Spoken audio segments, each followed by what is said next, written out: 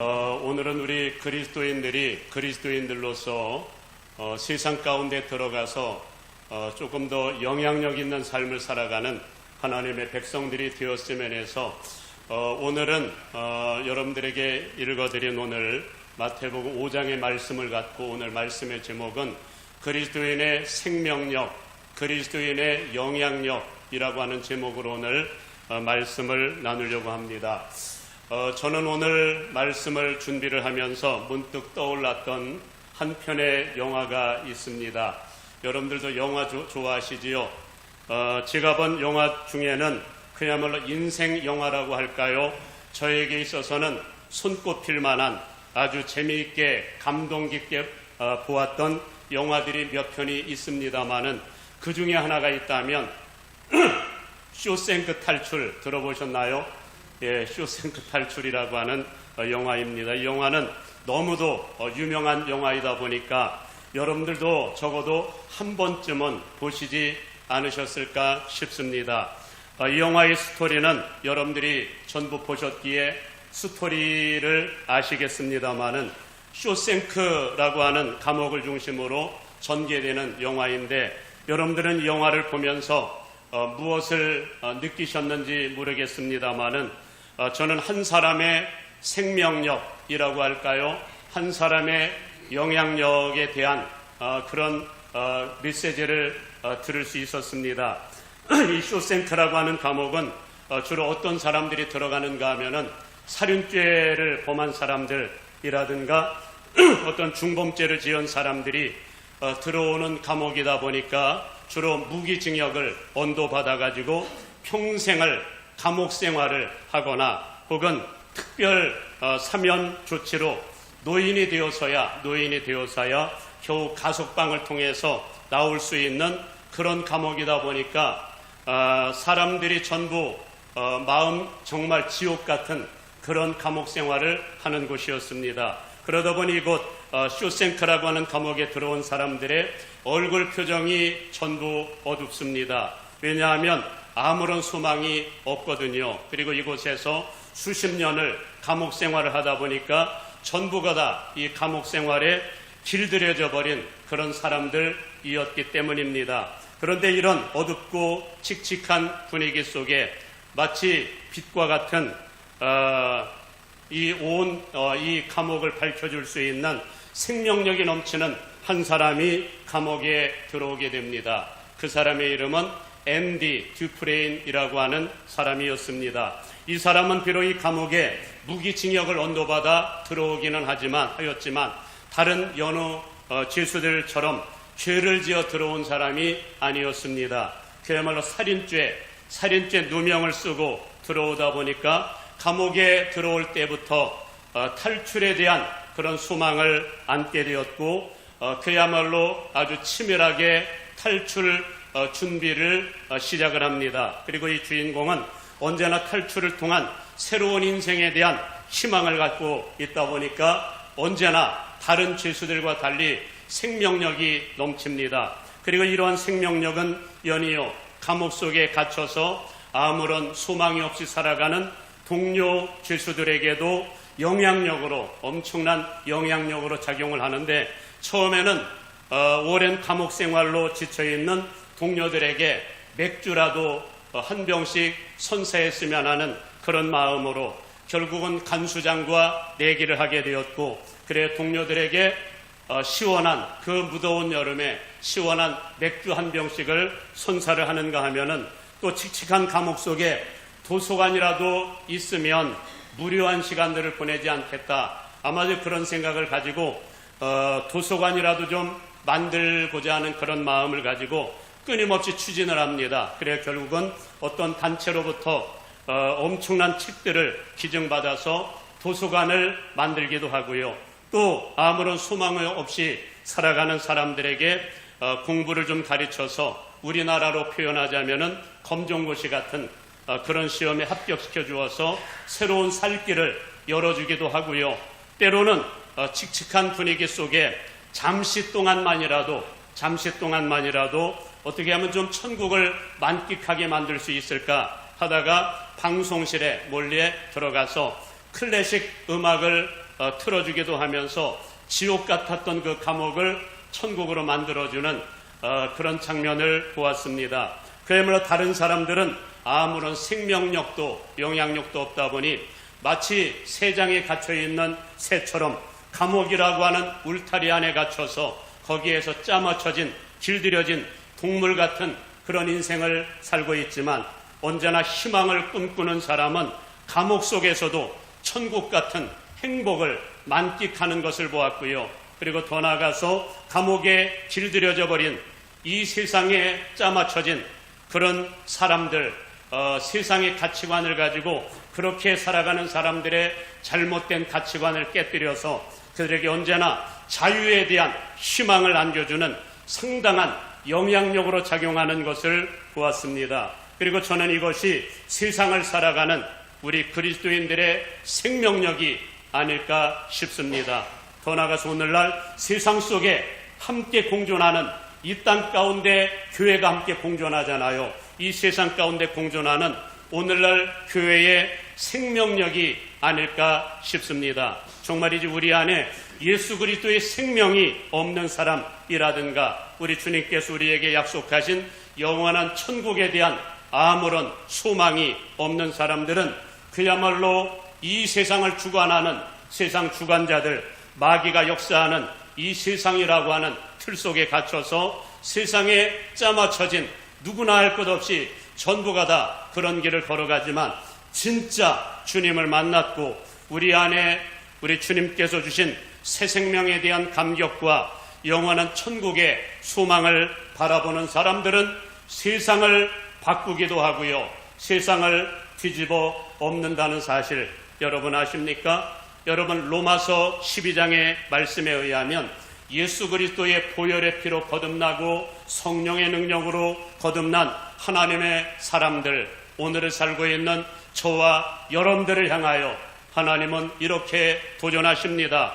그러므로 형제들아, 내가 하나님의 모든 자비하심으로 너희를 권하노니 너희 몸을 하나님이 기뻐하시는 거룩한 산제물로 드리라. 이는 너희가 드릴 영적 예배니라. 너희는 이 세대를 본받지 말고 오직 마음을 새롭게 함으로 변화를 받아 하나님의 선하시고 기뻐하시고 온전하신 뜻이 무엇인지 분별하도록 하라. 이 말씀의 핵심 포인트가 뭘 것 같습니까? 여러분, 11장까지, 로마서 11장까지는 하나님께서 예수님을 통하여 우리에게 베푸신 엄청난 은혜에 대한 말씀을 선포해 놓고 12장부터는 이렇게 선포를 하시는 겁니다. 이제부터는 너희 몸을 하나님이 기뻐하시는 하나님의 거룩한 산제물로 올려드려라, 이렇게 말씀합니다. 너희 몸을 산제물로 하나님께 올려드리라는 말씀은 이제부터는 너희 생명은 너희 것이 아니라는 겁니다. 예수님을 통하여 새 생명을 얻었으니 지금까지는 너희 뜻대로 살아왔지만 이제부터는 너희 뜻대로 세상 가치관을 가지고 죽은 생각으로 그렇게 살아가지 말고 이제는 예수 그리스도의 왕되심 앞에 굴복하여 그분 앞에 굴복하고 나는 죽고 주님이 사는 그런 인생을 살아가라. 이런 도전이지요. 이런 삶의 결단 속에 반드시 하길 원하는 결단이 있습니다. 그게 뭐라고 말씀합니까? 너희는 이 세대를 본받지 말아라 라고 하는 겁니다. 여기서 이 세대를 본받는다 라고 하는 말씀을 성경 원어에는 어떤 단어로 기록되고 있는가 하면은 시스케마티조 라고 하는 단어로 기록되고 있습니다. 시스케마티조, 이 단어의 뜻은 어떤 것을 틀에 부어 모양을 만들다 라고 하는 뜻으로, 우리는 모두 마귀가 역사하는 이 세상 가운데 가만히 있다 보면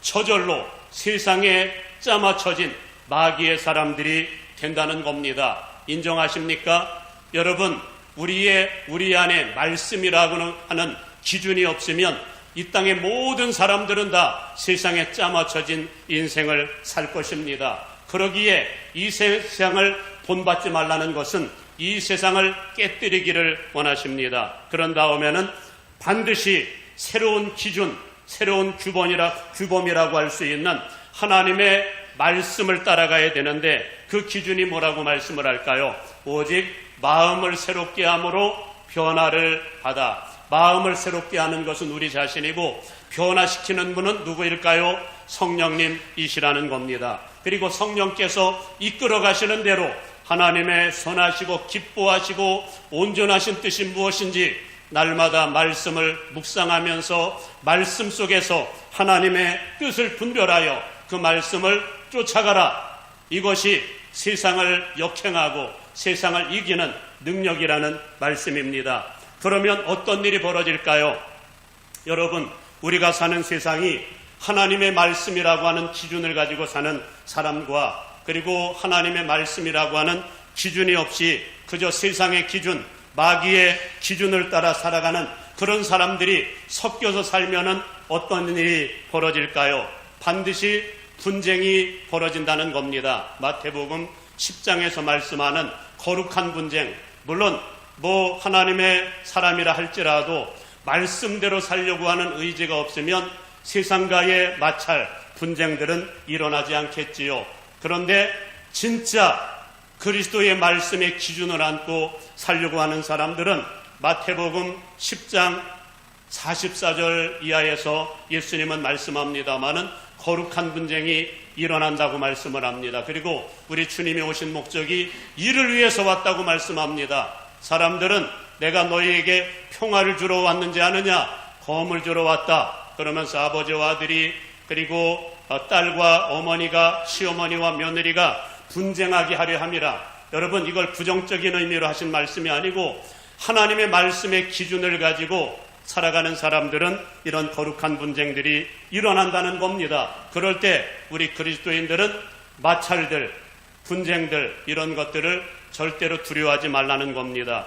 왜냐하면 이런 분쟁이 있어야만 성령께서 일하시기 때문입니다. 할렐루야. 성령께서 일하시게 되면 여러분, 사람들이 바뀌기도 하고요, 거듭나기도 하고 이런 과정들을 통해서 하나님의 나라가 만들어지는데 오늘날 사람들은 마찰을 두려워합니다. 그러다 보니 말씀은 알고 있지만 말씀대로 살기를 꺼려합니다. 사람들이 우리를 싫어할 것이다. 아마도 그렇게 생각을 하는 모양입니다.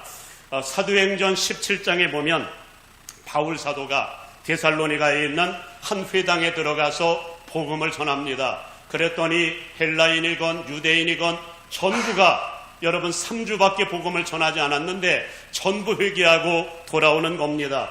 바로 그때 언제나 이 바울 사도를 잡아 죽이기 위해 쫓아다니던 유대인들이 있었거든요. 이 사람들이 데살로니가에 있는 회당에 들이닥쳐서는 뭐라고 바울 사도를 향하여 외치는지 아십니까? 천하를 어지럽게 하는 사람들이 여기에도 이르렀다. 이렇게 증거하죠. 이 말은 다른 표현으로는 천하를 뒤집어 엎는 사람들이라고 하는 뜻입니다. 천하를 뒤집어 엎는 사람들. 물론 이것을 조롱 섞인 말로 표현을 했지만 정말 우리 그리스도인들이 진짜 말씀대로 살기로 작정하면 세상이 떠들썩해야 당연하지 않을까 그런 생각을 해봅니다. 바울 사도가 들어가는 곳은 언제나 떠들썩했거든요. 영적 싸움의 현장이 이루어지다 보니까 말이지요. 사랑하는 성도 여러분, 우리가 진정 예수 그리스도의 보혈의 피를 통해서 새 생명을 얻은 사람들이라면, 그리고 이 땅을 하나님의 나라로 만들도록, 이 땅을 하나님의 나라로 만드는 엄청난 능력과 함께 엄청난 기준이라고 할 수 있는 하나님의 말씀을 우리가 받은 사람들이라면, 우리도 이제는 바울 사도처럼 세상 속에 짜맞춰진 하나님의 말씀 다 내던져버리고 세상 속에 짜맞춰진 인생을 살아가는 그런 사람들이 아니라 세상을 뒤집어 엎는, 그리하여 하나님과 하나님의 말씀을 대적하여 높아진 사단의 견고한 진들을 파괴하고, 또한 이 땅을 사탄의 왕국으로 만들기 위해서 사람들이 만든 잘못된 이론, 잘못된 사상에 맞서 싸워서 이 땅을 어떻게든 하나님이 통치하시고 하나님이 다스리시는 하나님의 나라로 만들어가야 옳지 않을까라고 하는 말씀입니다. 그리고 사실 하나님께서 우리를 부르신 목적이 이를 위해서 부르셨다는 사실 아십니까? 여러분들은 하나님께서 저와 여러분들을 세상 가운데서 불러내사 거룩하게 구별하시고 하나님의 자녀로 삼으신 이유, 취지, 목적에 대하여 여러분들 많이 들으셨으니 아시지요. 출애굽기 19장의 말씀에 의하면 하나님께서는 10가지 재앙으로 애굽 땅을 심판하시고 하나님의 백성들을 구원하신 다음에 어디로 인도하셨을까요? 광야 가운데, 그 중에서도 하나님의 산 신의 산으로 인도하셔서는 율법의 말씀으로 언약을 체결하기 직전에 그들을 향하여 엄청난 비전, 약속의 말씀을 이렇게 선포를 하시는 겁니다. 내가 애굽 사람에게 어떻게 행하였음과 독수리 날개로 너희를 업어서 내게로 인도하였음을 너희가 보았느니라. 한마디로 너희는 하나님의 은혜로 구원받은 백성들이다. 이거를 먼저 선포한 다음에 그러면서 하시는 말씀이 세계가 다 내게 속하였나니 너희가 내 말을 잘 듣고 내 언약을 지키면 너희는 모든 민족 중에서 내 소유가 되겠고 제사장 나라가 되며 거룩한 백성이 되리라.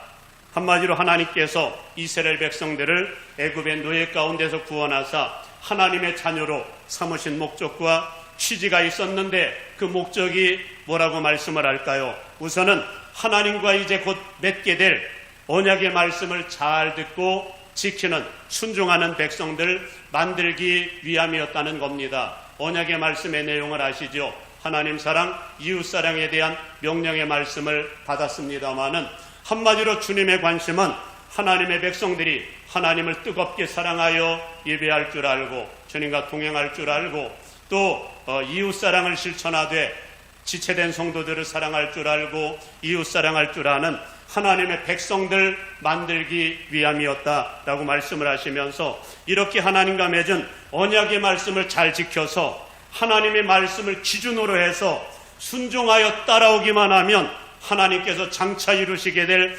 비전들을 그렇게 말씀을 하시는 겁니다. 첫째, 하나님께서는 하나님의 백성들로 하여금 이 땅의 모든 민족들 가운데 하나님의 보배로운 소유로 삼으시겠다라고 하는 약속입니다.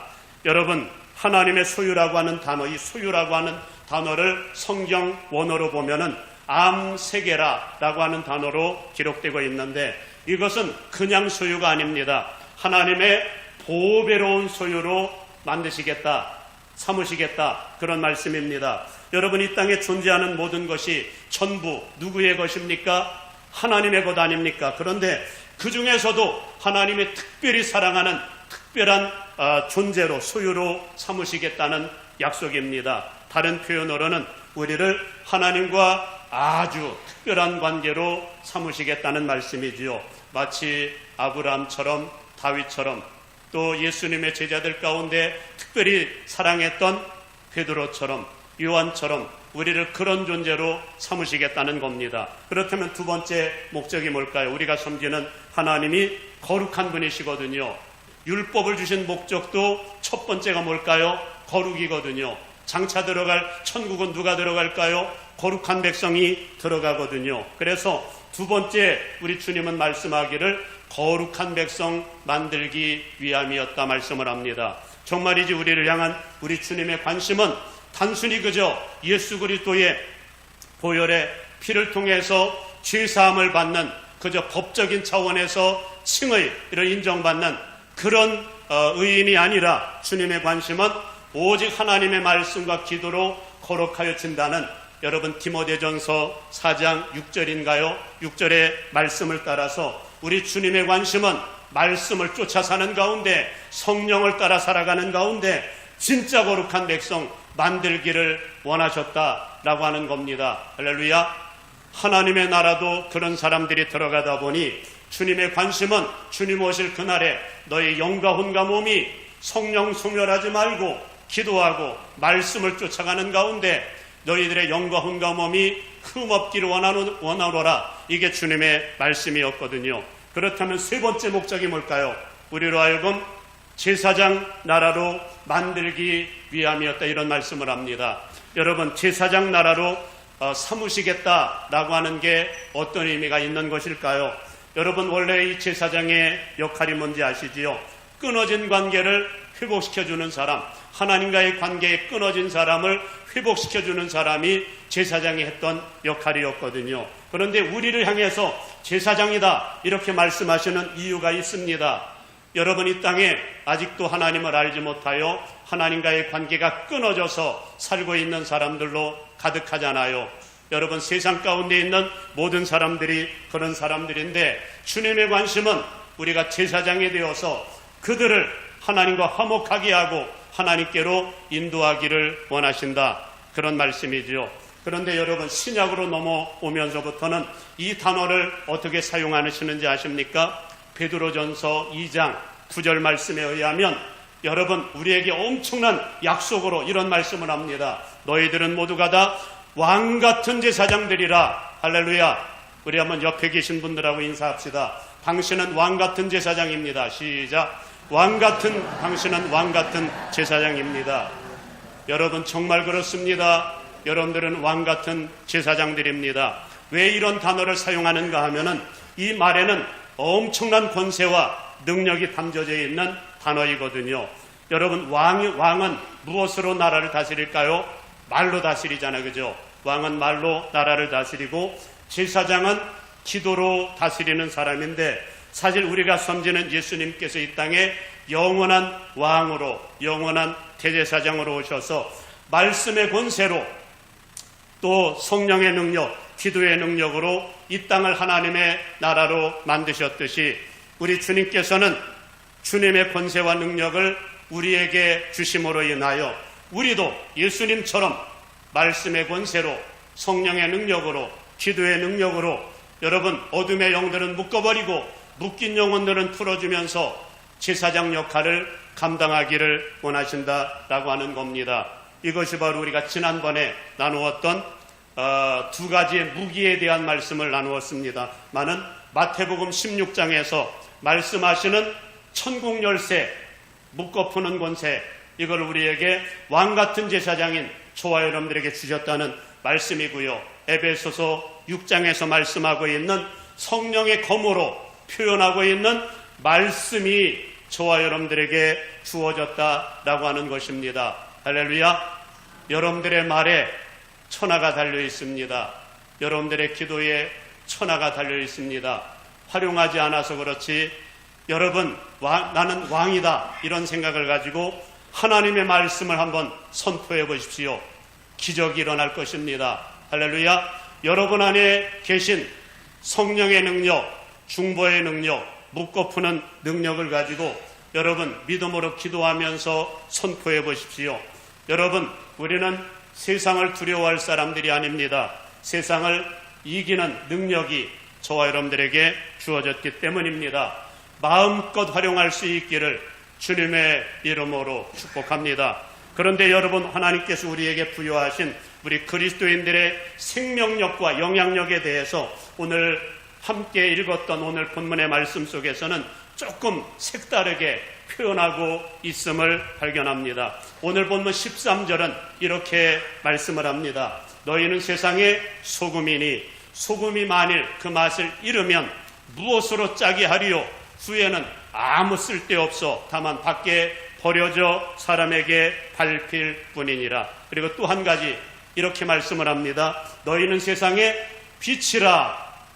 산 위에 있는 동네가 숨겨지지 못할 것이요 사람이 등불을 켜서 말 아래 두지 아니하고 등경 위에 두나니 이러므로 집안 모든 사람에게 비치느니라. 이같이 너희 빛이 사람 앞에 비치게 하여 그들로 너희 착한 행실을 보고 하늘에 계신 아버지께 영광을 돌리게 하라. 이렇게 말씀을 합니다. 이 말씀에 의하면 우리 주님께서는 세상 속에 함께 공존하는 오늘의 교회가 세상을 정복하기 위해서, 또한 세상 속에 살아가는 오늘날 우리 그리스도인들이 세상을 이기고 이 땅을 하나님의 나라로 정복하기 위해서 우리 주님께서는 두 가지의 생명력과 영향력에 대하여 말씀하기를 원하십니다. 그 중에 하나가 바로 하나님께서 우리를 세상의 소금으로 불러주셨다라고 하시면서 세상의 소금의 역할을 감당하라, 이런 말씀이고요. 또 하나는 하나님께서 우리를 세상 속의 빛으로 불러주셨다, 이렇게 말씀을 하시면서 어두운 세상을 비추는 빛의 역할을 하라고 말씀을 합니다. 그렇다면 우리가 세상 속에 살면서도 어찌하면 세상 속에 물들지 아니하고 우리가 사는 이 세상 속에서 어떻게 하면 빛으로서의 사명, 소금으로서의 사명을 감당하면서 이 땅을 하나님의 나라로 만들어갈 수 있을까요? 이 놀라운 사역을 위해서는 우선은 빛으로서의 사명이 무엇이고 소금으로서의 사명이 무엇인가를 알아야 되겠지요. 빛으로서의 사명에 대해서는 우리 주님께서 너무나도 분명하고 너무나도 구체적으로 오늘 본문에서 말씀을 하시다 보니 말씀을 읽으면서도 빛으로서의 사명이 무엇인가를 제가 구태여 설명하지 않아도 여러분들은 아실 겁니다. 그것은 바로 우리가 하나님의 말씀에 기준한 착한 행실을 사람들에게 보여주어서 사람들의 마음을 감동시켜서 하늘에 계신 아버지께 영광을 올려드려라. 이게 바로 빛으로서의 사명이다. 너의 착한 행실을 하나님의 말씀에 기준한 어떤 상황이 벌어져도 말씀 버리지 말고 거룩한 백성의 길을 걸어가는 것이 세상을 변화시키는 능력이다. 이거를 우리에게 말씀을 합니다. 이와 같은 삶으로 세상을 이겼던 사람들이 성경에 무수히 많이 기록되고 있습니다마는 그 중에서도 요셉이라고 하는 인물이 떠오릅니다. 요셉이 보디발의 집에서 노예로 있을 때 보디발의 아내가 유혹을 하잖아요. 무엇으로? 성적으로 유혹을 하지요. 그때 뭐로 물리치죠? 말씀으로 물리치지요. 하나님의 말씀으로 물리칩니다.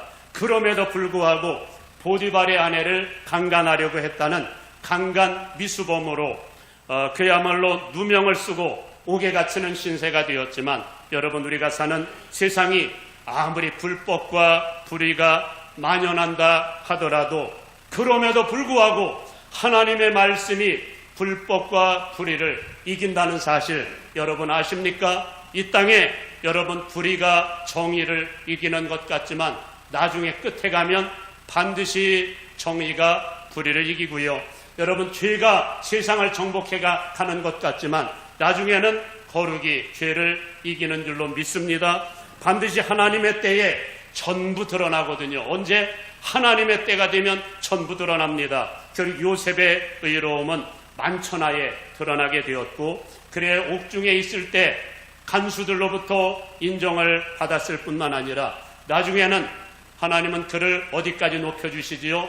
애굽의 총리 대신까지 높여주셔서 의롭게 살아가는 사람, 말씀을 쫓아가는 사람들은 반드시 승리한다 라고 하는 것을 보여주셨습니다. 사랑하는 여러분, 저는 여러분들이 어떤 일이 벌어져도 거룩의 능력을 믿고 하나님의 말씀은 반드시 승리한다는 사실을 믿고 언제나 항상 의의 말씀만을 쫓아갈 수 있기를 주님의 이름으로 축복합니다. 혹여 여러분, 진리의 말씀이 패배하는 것처럼 느껴지는 순간에서도 여러분, 말씀을 마지막까지 쫓아가기를 바랍니다. 그렇다면 여러분, 소금으로서의 사명은 무엇일까요? 사람들은 흔히들 소금하면은 썩어가는 것을 썩지 못하게 만드는 방부제 역할을 해주는 것 정도로 생각을 합니다. 만일 그런 의미로 우리 주님이 말씀하셨다면 빛의 사명과 다를 바가 없기에 두 번 연거퍼서 말씀하지 않으셨을 겁니다. 여러분, 우리는 성경의 바른 해석을 위해서는 여러분 어떻게 해석하는 게 정말 하나님의 뜻을 정확하게 해석할 수 있을까요? 제가 여러분들에게 한 세 가지 방법을 알려드리면, 첫째는 성경은 무엇으로 기록되어졌을까요? 성령의 감동으로, 하나님의 영감으로 기록되어졌기에 누구의 도움을 받아야 될까요? 성령의 조명을 받아야 되거든요. 그러니 말씀을 묵상하기 전에 저는 여러분들이 말씀을 묵상하는 시간만큼 하나님 앞에 기도할 수 있기를 바랍니다. 성령의 능력으로 말씀을 받는 것과 그저 머리로 말씀을 받는 것은 하늘과 땅이 다른 것처럼 완전히 다르거든요. 머리로 이해한 말씀은 순종하지 못해도 성령의 감동으로 받은 말씀은 순종하거든요. 그리고 두 번째, 성경은 성경으로 풀어라, 이런 말 들어보셨나요? 성경을 정확하게 풀기 위해서는 성경은 성경으로 풀어야 되는데, 여러분, 우리가 가지고 있는 성경은 모든 것이 제짝이 있다, 이런 말씀도 하고요. 우리 주님께서는 어떤 말씀에서는 분명하게 말씀해 놓지 않으셨지만 동일한 말씀을 기록하고 있는 다른 성경을 읽어보면 거기에 이 말씀을 해석해 놓는, 풀이해 놓은 그런 성경의 말씀이 많이 있거든요. 그러니 성경은 여러분 잘 풀리지 않는 부분이 있으면 다른 성경이 어디에 그 말씀을 기록하고 있는가를 찾아보는 겁니다. 그리고 또 한 가지는 문맥을 통해서 단어를 이해해야 정확하게 파악을 합니다. 이런 관점으로 오늘 본문의 소금으로서의 사명을 우리가 묵상을 한다면, 사실 우리 주님께서 오늘 본문의 빛과 소금이라고 하는 말씀을 증거하시는 취지는 예수님께서 이제 선포하게 될 지금 마태복음 5장, 6장, 7장 가운데 새 계명, 새 언약의 말씀을 선포하시는 과정이었거든요. 그런데 이 새 언약의 말씀을 두 개의 단어로 압축해서 선포하기를 원하셨던 단어가 바로 빛과 소금인데, 여러분 예수님께서 선포하시는 새 계명의 말씀의 핵심이 여러분들이 뭔지 아시지요?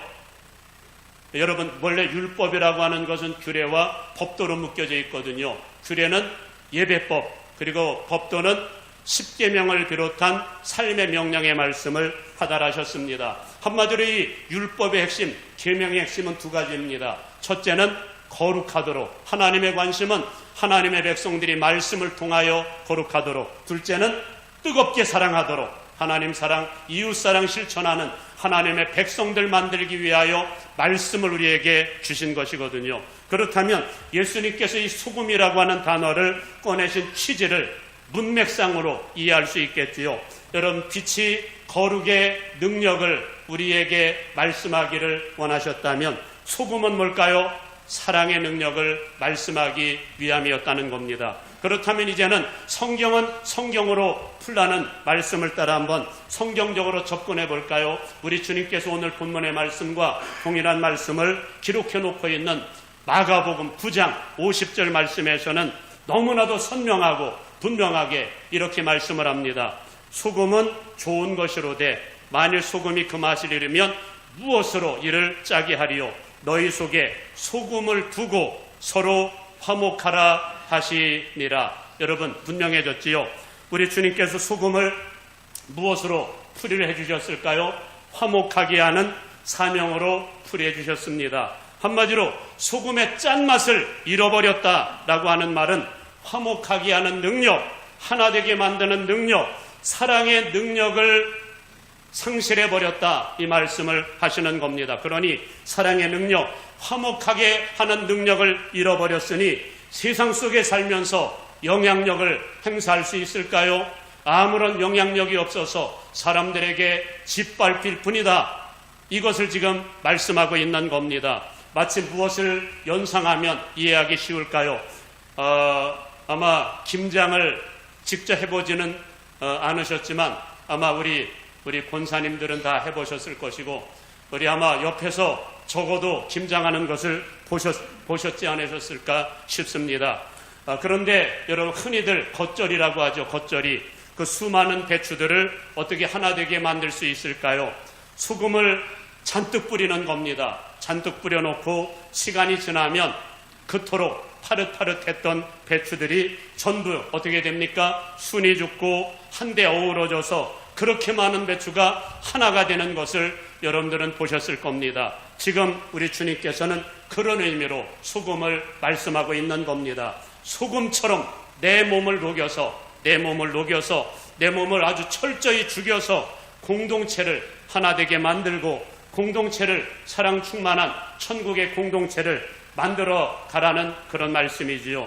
이것이 바로 예수님의 십자가 정신이고 앞서갔던 수많은 하나님의 사람들이 이 땅을 하나님의 나라로 만들었던 방식이었다는 겁니다.